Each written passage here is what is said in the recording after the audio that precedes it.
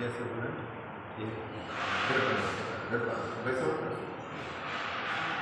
बंद करना देख लेना बाद में।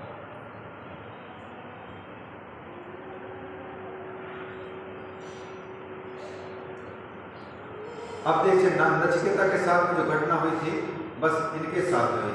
व्यक्ति जब भगवान के रास्ते पर चलता है तो दो जबरदस्त घाटियां उसके सामने होती हैं जिनको पार कर पाना बड़ा कठिन होता है। अगर पार कर गया तो भगवान की प्राप्ति में कोई दिक्कत नहीं, लक्ष्य की प्राप्ति में कोई दिक्कत नहीं। पहला है लोभ की घाटी। सुख सुविधा जहां दिख रहे हैं वहां यदि आप पड़ाव डालना चाहते हैं तो फिर आगे का रास्ता वहीं बंद रहेगा, वहीं रुकावट हो जाएगी।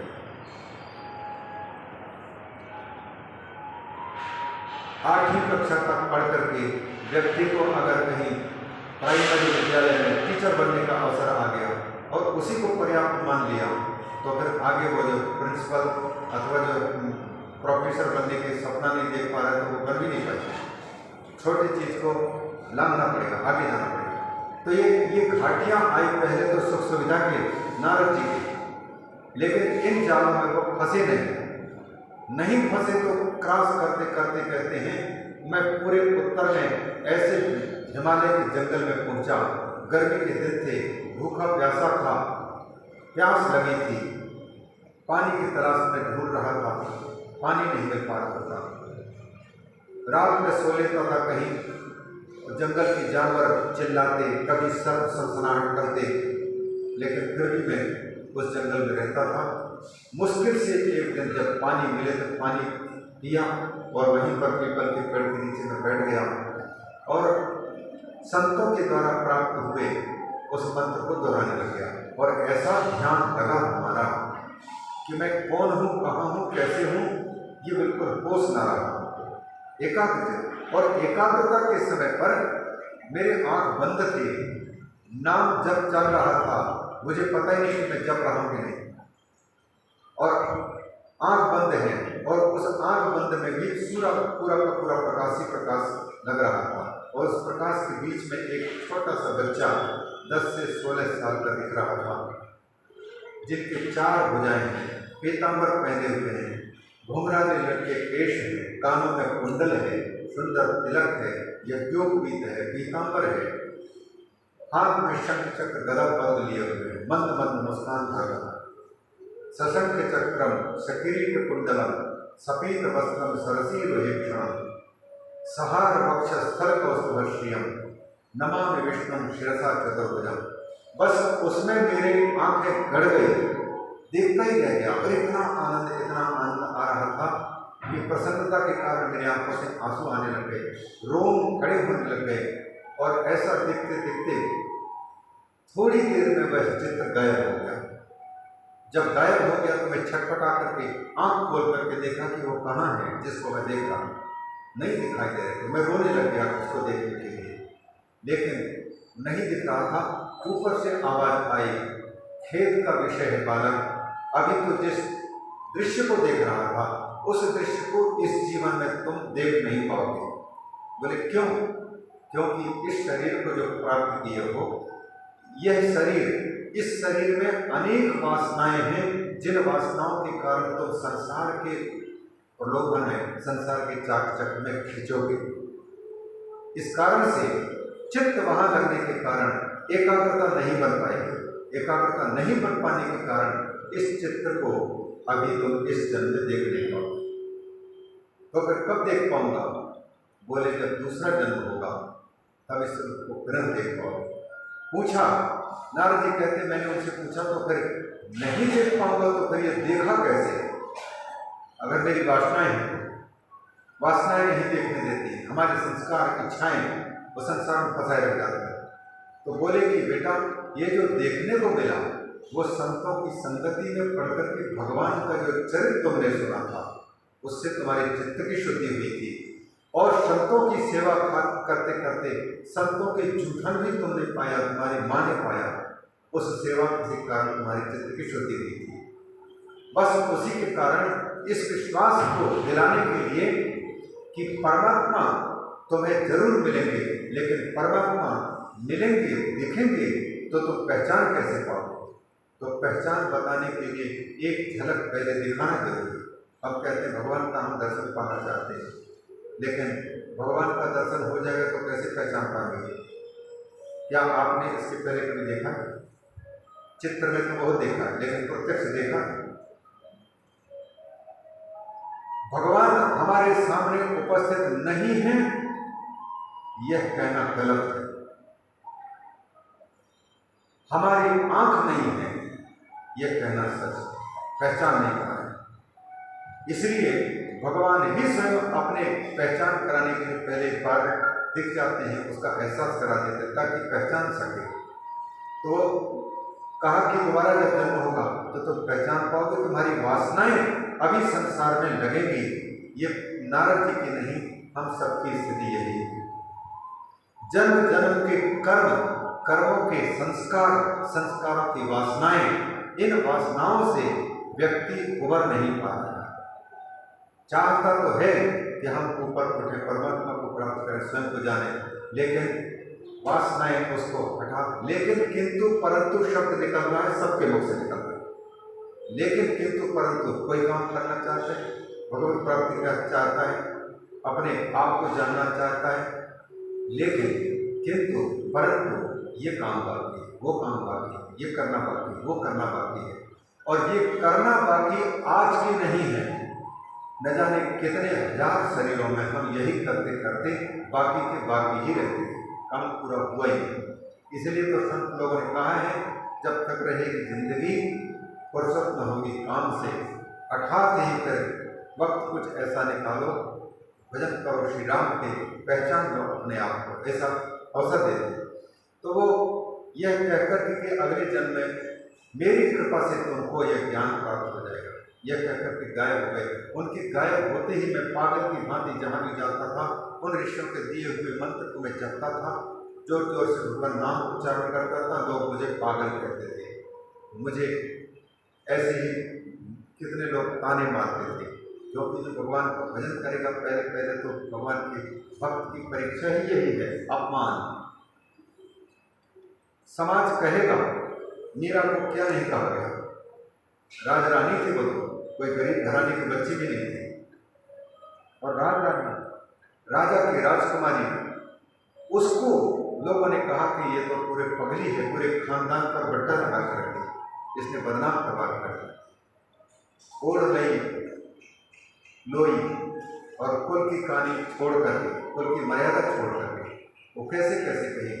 लेकिन भगवान को पाने के लिए जो व्यक्ति सारे बदनामों को बोल लेने को तैयार है, सारे अपमानों को सहने को तैयार है, भगवान इन्हीं परीक्षाओं से उसके ठोक पीट करके देखते हैं कि देखें मेरे लिए ये क्या क्या सहने को तैयार है। अगर समाज के ताने सुनने को भी तैयार हैं, घर परिवार के ताने सुनने को भी तैयार हैं, तो भगवान समझ जाते हैं कि यही सहनशील है, यही मुझे पाने का अधिकार है, तब अंगीकार करते हैं। बड़ी बड़ी कीमतें चुकानी पड़ती हैं, चाहे मीरा हो, चाहे राधा हो, चाहे कोई भी हो। नारद जी कहते हैं कि मुझे लोग कई ताने मारते थे, कितने पागल है ये करते, लेकिन मैंने कहा कि दुनिया वाले कुछ भी कहते रहे, हमें जिसमें मस्ती है वही करेंगे, पागल बनना ही ठीक है। अगर पागल बन करके भगवान को पाना रास्ता है। इस प्रकार से वो शरीर बीत गया, बिजली की कौन की भांति वो जिंदगी चली गई। बिजली के कौन की भांति सबकी जिंदगी जाती है, लेकिन कोई बिरला गंगा सती होते हैं जो पानबाई को कहते हैं, बिजली ने चमका मोतिरा गिरोह पानबाई, नहीं तर अंधारा आसे। बिजली की चमक की भांति है जिंदगी, और इस छोटी सी चमक बिजली के उजाले में क्या करना है, या तो सुई के छेद में धागा डालना है, अथवा जो है धागा को मनका के छेद के अंदर, मणि के अंदर डालना है। इतने से समय मिला, और हमको लगता है कि 100 साल की जिंदगी की, और 100 साल में से 70-75 बीत गए, फिर भी अभी लगता है कि अभी तो कुछ भी नहीं, अभी तो जिंदगी आगे देखेंगे। तो ये बिजली की कौन की भांति जिंदगी बीत जाती है। नारद जी कहते हैं बिजली की चमक की भांति जिंदगी बीत गई, शरीर छूटा, और आकाशवाणी के कहने के अनुसार ब्रह्मा जी के गोद से मेरा प्राकट्य हुआ, पूर्व जन्म का किया हुआ तब साधना व्यर्थ नहीं जा सकता, पूजा व्यर्थ नहीं जा सकती है। पूर्व संस्कार जहाँ से, क्योंकि पहले जमाने में टेप रिकॉर्डर होता था, जहाँ पॉज, अभी मोबाइल में पॉज करके रख दिया प्ले होते होते, अब वो प्ले करेंगे तो जहाँ तक चल गया है वहाँ से आगे चलना शुरू करेगा। इस जन्म में अथवा पिछले जन्म में हमने जो जो अच्छे कर्म की, जितनी साधना की है, वहाँ से पॉज लगा है और इस शरीर के प्राप्त होने पर वहाँ से दूसरी यात्रा शुरू हुई, आगे की यात्रा। तो वही पूर्व जन्म के संस्कार पा करके नारद जी कहते हैं कि अब मैं नारद कहलाता हूँ और मुझे परमात्मा की कृपा से ये देवदत्त नाम की वीणा प्राप्त हो गई है। अब इसके माध्यम से मैं भगवान का गुणगान करता हूँ, गायन करता हूँ, लोग आते हैं उनको सुनाता हूँ। जब सुनाता हूँ भगवान की कथा, जब कान के माध्यम से उनके चित्त में प्रवेश करती है तो उनको सुख मिलता है, सही रास्ते पर चलते हैं। जब उनको प्रसन्नता होती है तो व्यास सहित मुझे उनकी प्रसन्नता प्राप्त होती है, संतुष्टि मुझे प्राप्त होती है। वेदव्यास जी, आपको भी संतुष्टि तब प्राप्त होगी जब आप समाधि में बैठ करके भगवान की लीला को स्मरण करेंगे और उसको श्रोताओं के चित्त में जब प्रवेश कराएंगे तो कथा के बहाने भगवान चित्त में जब प्रवेश कर जाएं तो वो श्रोता सुखी होंगे, सुधरेंगे, मलिनता उनकी हटेगी, गलत चिंतन उनका बंद होगा, अच्छा चिंतन उत्पन्न होगा। सब जगह में परमात्मा के होने का भान होने के कारण किसी के प्रति वो दुर्व्यवहार नहीं करेंगे, तो फिर उनको जो प्रसन्नता होगी चित्त शोधन के कारण, तो वही प्रसन्नता आपको प्रसन्नता डबल मिलेगी, आप संतुष्ट होंगे, आपको संतुष्टि होगी। ये नारद जी ने प्रेरणा की थी वेदव्यास जी को। इस प्रश्न का उत्तर हुआ कि किसकी प्रेरणा से वेदव्यास जी ने रचना की। नारद जी के चले जाने के बाद में वेदव्यास जी वही गंगा सरस्वती का जलपान करके एकाग्र किए और एक समाधिस्थ होकर के जब देखा तो उस पुरुष परम पुरुष का दर्शन प्राप्त हुआ। फिर उसकी छाया रोगणी माया का दर्शन प्राप्त किया, जिस माया के कारण जीव यद्यपि है साक्षात परमात्मा लेकिन परो विमंते नर्थम, परमात्मा होते हुए अपने आप को जीव मान करके अनर्थ को प्राप्त करता रहता है। इस अनर्थ को जीव नहीं समझ पाता, अतः जीव को अनर्थ से बचाने के लिए भगवान वेदव्यास ने करुणावशात इस भागवत की रचना की और रचना करके उन्होंने विचार किया, मकान मालिक लोग घर अच्छा बना दिया और घर को संभालने वाला वारिसदार कोई नहीं है, तो बनाने वाले को भी प्रसन्नता नहीं होती कि हमारे बाद में इस मकान को कौन संभालेगा।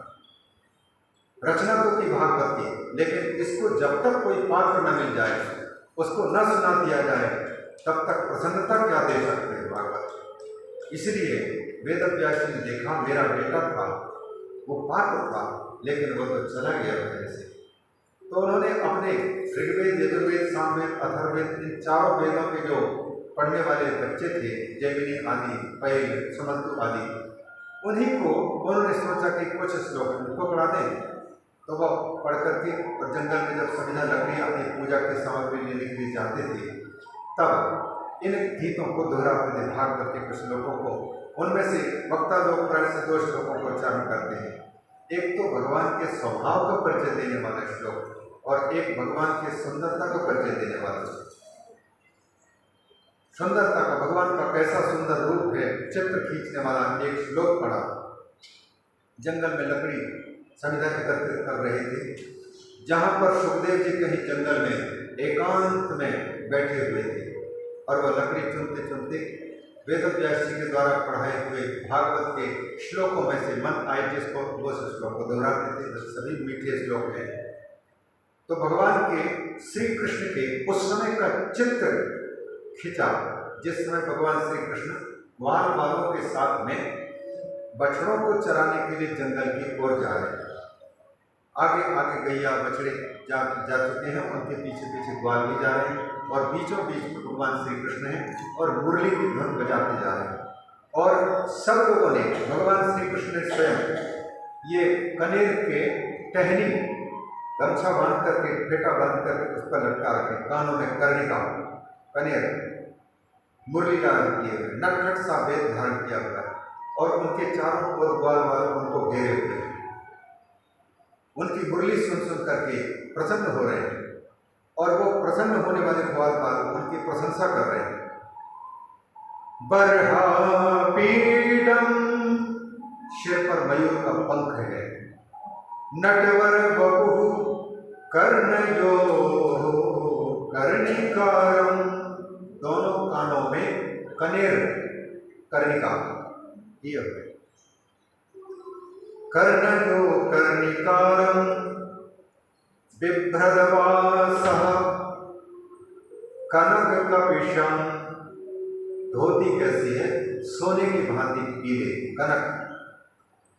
बिभ्रदवासा कनक कपिशम, वैजयन्ती चमाला रंध्रान वेणोरधर सुधया पूरयन् गोपवृंदैः, मधुर मधुर मुरली बजा रहे हैं, मुरली से छेदों को पूर्ण करते हुए और फूंकते हुए, और साथ ही साथ गोपवृंदैः, ग्वाल बाल लोग उनके इर्द गिर्द चल रहे हैं और उनकी प्रशंसा कर रहे हैं। वाह, बहुत सुंदर, बहुत सुंदर। गोपवृंदैः कहाँ जा रहे हैं?